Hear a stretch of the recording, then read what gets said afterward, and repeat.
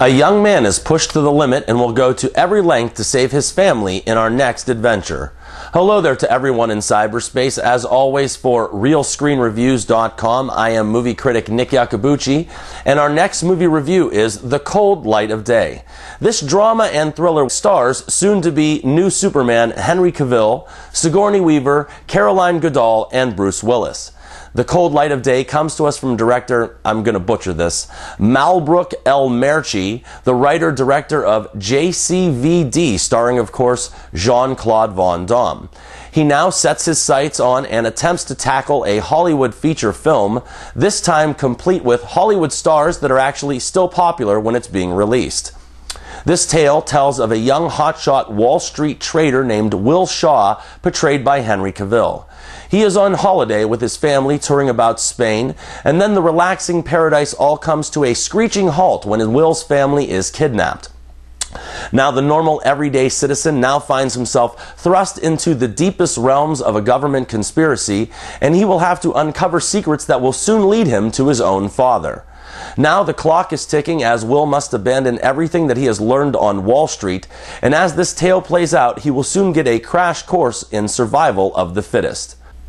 Well, people, The Cold Light of Day is a below-average thriller at best, and unfortunately, I once again am left feeling shortchanged by the performance of Henry Cavill.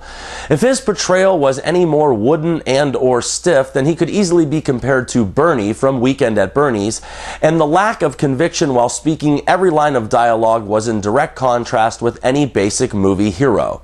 It never mattered once what Joe Don Baker ever said in any of the Walking Tall films. Why? Because he was such a presence, or everything that Henry Cavill is not in this movie.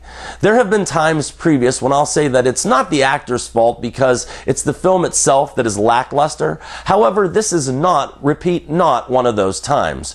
When you sign a contract to headline a Hollywood feature film, you gotta bring the goods. And if the lead doesn't do just that, then the entire film will suffer as it has here. There were some other things that stood out to me, like, for one, where the hell was Bruce Willis? To anyone being sold on this movie by the name of Bruce Willis, please be forewarned that he's only in the movie for about 10 or 15 minutes. He vanishes early on, as do all of the fun, excitement, and thrills. To say that this film lacks suspense would be an understatement. It is actually tiresome in many spots, and Cold Light of Day sports some of the most boring car chases that I have ever seen committed to film. When you watch the movie, please pay close attention because it's almost like the so-called car chases are filmed entirely at the federally mandated speed limit, and if they were going any slower, they could have filmed these things in a school zone. Wow, how exciting is that? You can also clearly tell that not only was this a first-time filmmaker, he really doesn't yet have a grasp on how to put a film together. Now, I don't know if it was a problem with the shooting schedule or maybe they just ran out of money, but most of the evening scenes were just gloomy, unintelligible, and plain hard to watch.